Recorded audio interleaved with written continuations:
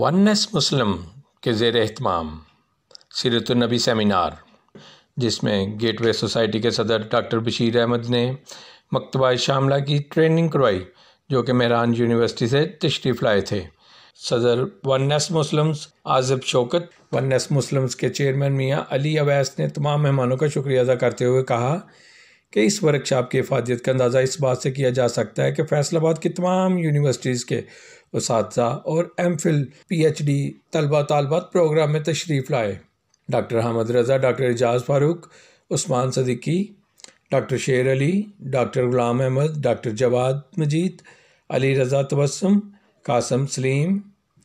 عاصم معاذ، حافظ احمد، رانا عکاس، محمد لقمان، محمد ازمان، women had محترمہ شمع ناز، حافظہ حفصہ مجید، محترمہ وضع، محترمہ زنیرہ اور حافظہ اقرا نے شرکت کی۔